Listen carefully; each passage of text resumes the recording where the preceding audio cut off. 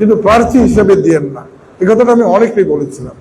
আর যারা প্রার্থী হিসেবে দিতে চান তারা দয়া করে আমার ছবিটা ব্যবহার করবেন না, আমি অনুরোধ করেছিলাম, কিন্তু অনেকেই অনুরোধটা মানলেন না, অর্থাৎ আমাকে বিব্রতকর অবস্থায় ফেলে দিলেন।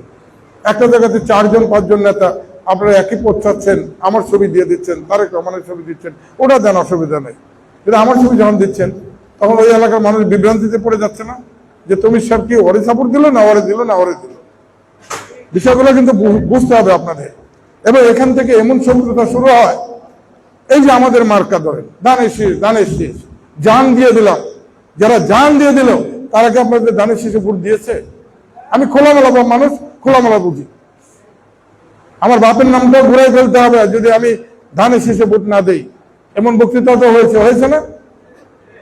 কিন্তু যাদের মুখ দিয়ে বক্তব্য এসেছে তারা কি আদৌ ধানের শীষে ভোট দিয়েছে?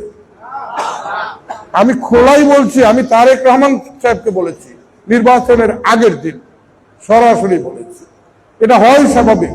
যদি আমাকে এই জায়গাটা না দেওয়া হয়তো আমিও ভোট কেন্দ্রে যেতাম কিনা যথেষ্ট সন্দেহ থাকতো, হয়তো গেলেও কাউকে বলতাম না, চুপে চাপে ভোটটা দিয়ে চলে যেতাম।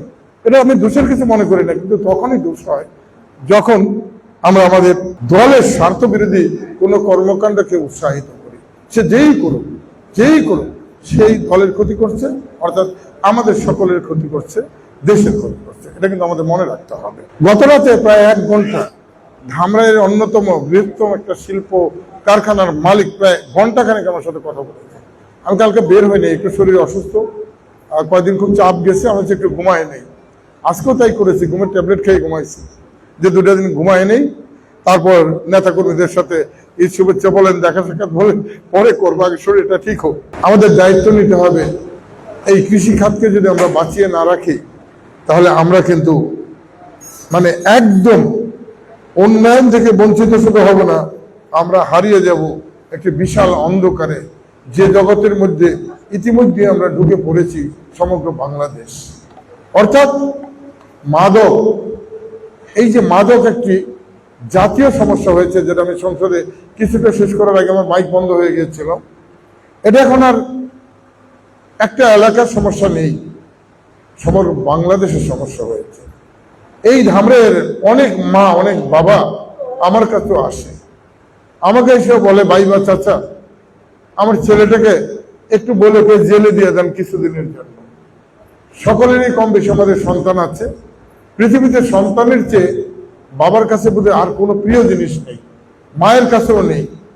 সেই মা বাবা যারা না খেয়ে কষ্ট থেকে সন্তানদেরকে মানুষ করার জন্য চেষ্টা করে, সন্তানদের একটু হাসি মুখ দেখলে মা বাবা তাদের সকল পরিশ্রম ভুলে যায়, সেই প্রিয় সন্তানগুলো কিন্তু আজকে মাদকে এমনভাবে আক্রান্ত হয়েছে, যেটা আমাদের শুধু ধামরাই নয়, জাতিকে ধ্বংস করে দিই। এখান থেকে আমাদের উত্তরণের রাস্তা কিন্তু বের করতে হবে। অনেকে আমাকে বলে, অনেক নেতাও বলে এটা পারা যাবে না। কেন পারা যাবে? তাহলে কি দিনের পর দিন আমরা এভাবেই শেষ হয়ে যাব? এটা পারতে হবে, এবং এই দায়িত্বটা আমার এই প্রিয় নেতাদেরই নিতে হবে। আপনাদের ভুলে গেলে চলবে না 2 বছর আগে আপনারা আমরা কোথায় ছিলাম। আজকে অনেক হাইব্রিড নেতা জন্মেছে, আপনারা ভাববেন না যে আমি চিনি না, আমি কিন্তু চিনি। এবং আমার পরিষ্কার কথা যে সেই 16 বছর, বিশেষ করে 14 সাল থেকে শুরু করে 24 সালের এই 10টি বছর আওয়ামী লীগের যে অত্যাচারটা হয়েছে বিএনপির প্রতিটা নেতা বলবো না, আমি প্রতিটা কর্মীর উপরে, তখন আমরা কমিটি করতে গিয়ে, আমরা সদস্য করতে গিয়ে একটা স্লিপ বিনা পয়সায় গোপনে বাড়িতে পৌঁছে দেব, অধিকাংশ মানুষই আমাদের বিএনপি মনা মানুষ তারা সাহস পায়নি সেই স্লিপটা হাতে নিতে, যে এটা যদি কেউ দেখে ফেলে আমরা বাড়িতে থাকতে পারবো না, আওয়ামী লীগের অত্যাচার, পুলিশের অত্যাচার। সেই ভয়াবহ সময়ের মধ্যে যারা এগিয়ে এসেছেন প্রত্যেকেই আমরা জানি, কম বেশি আমার নেতা যারা আছে ওই এলাকার তারাও জানেন, ওই ভয়াবহ সময়ে যারা ঝুঁকি নিয়ে সর্বপ্রথম বেরিয়েছেন আমার কাছে সমাদৃত হবেন, তারাই সর্বপ্রথম। যারা মামলা খেয়েছেন, যারা জেল খেটেছেন, তাদের মূল্যায়ন সর্বপ্রথম থাকবে। এবং এই মুহূর্ত থেকে দলকে আরো সুসংগঠিত করার লক্ষ্যে আমাদের আরো কিছু কাজ করতে হবে। 2 বছর আগের কথা তো বললামই, আল্লাহ তাআলা ছাত্র জনতার অর্থাৎ সকল স্তরের রাজনৈতিক দল, আওয়ামী লীগ বাদে, ওই জোট বাদে সবাই কিন্তু কাজ করেছে তাকে সরানোর জন্য। আল্লাহ তাআলা কবুল করেছে, দেশ ছেড়ে পালিয়েছে, তাদের নেতাকর্মী কেউ নেই। আপনাদেরকে সতর্ক থাকতে হবে। এখন কিন্তু ঠুনঠুনানি একটু চলছে, এই ঠুনঠুনানিকে প্রতিহত করতে হবে। তা না হলে বিএনপির যারা তখন অত্যাচারিত ছিলেন তারা কিন্তু হারিয়ে যাবেন, তাদের এই মাথাটাও গলায় থাকবে না যদি এই শক্তিটা ঘুরে দাঁড়াতে পারে। আমাদের মাঝে কিন্তু ইতিমধ্যেই ওই চরিত্রের কিছু লোক বিএনপির ছবি ব্যবহার করে, আমার খুব কষ্ট হয়।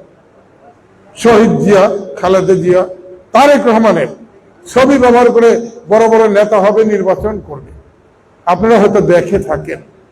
ওই মানুষটা সবচেয়ে খারাপ, আমি অপছন্দ করি। বিএনপির জন্য অত্যন্ত ক্ষতিকর হবে যে লোকটি একসময় ছোটখাটো ব্যাপারে বিএনপির লেবাস পড়তো, হঠাৎ করে সুযোগ যখন হারিয়ে গেল তখন আওয়ামী লীগের পক্ষে গিয়ে বিশাল বিশাল বক্তৃতা, কোটি কোটি টাকা খরচ শুরু হয়ে গেল।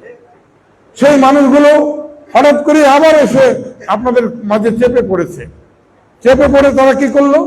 বিভিন্ন মিল ফ্যাক্টরি সহ বিভিন্ন জায়গায় তারা বিশাল নেতা বনে গেল। আমার 3টা ইউনিয়নে বড় বড় কিছু মিল ফ্যাক্টরি আছে, আপনারা দেখেছেন। এটার কারণে বিএনপির সুনাম অনেক ক্ষেত্রে ক্ষুণ্ণ হয়েছিল।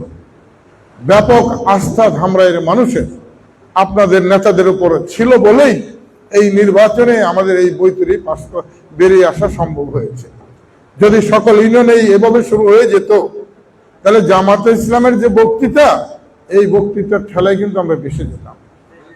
অতএব আমাদের ঐক্যবদ্ধ থাকতে হবে। এই শক্তিটি কিন্তু এখনো লেগে আছে এবং পিছনেই লেগে আছে। তারা বিএনপিকে ধ্বংস করার জন্য তারা লেগে আছে।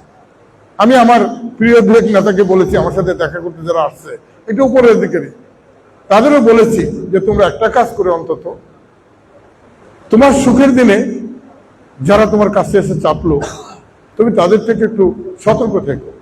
বিএনপি আমাদের সকলের, বিএনপি পরিবার আমাদের সকলের, এবং যারা দুঃখের দিনে তোমার পাশে ছিল তাদেরকে তোমার যত রাগই থাকো, কারো উপরে যদি তোমার রাগও থাকে তবে তাকে বিশ্বাস করো। তা নাহলে কিন্তু তোমরাও হারিয়ে যাবে, আমরাও হারিয়ে যাবো, বিএনপিও হারিয়ে যাবে। অতএব ধৈর্য একটু ধরতেই হবে। ধৈর্যটা দয়া করে ধরেন, আমরা এগিয়ে যাই।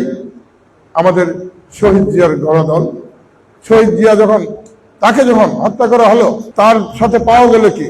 একটি সুটকেস, খুব কম দামি, একটা লুঙ্গি, একটা গেঞ্জি, একটা বোধহয় পাঞ্জাবি নাকি, এই তো ছিল। মারা যাবার পর আজকে পর্যন্ত কোন রাজনৈতিক প্রতিপক্ষ, কোন শত্রু তার নামে কোনো ব্যাংক অ্যাকাউন্টে কোনো ধরনের কি বলবো অসহনীয় কোনো টাকা পয়সা কি পেয়েছে? তার সন্তানরা, তার বিধবা স্ত্রী ক্যান্টনমেন্টে একটা বাড়িতে থাকতেন, আপনারা সকলেই জানেন।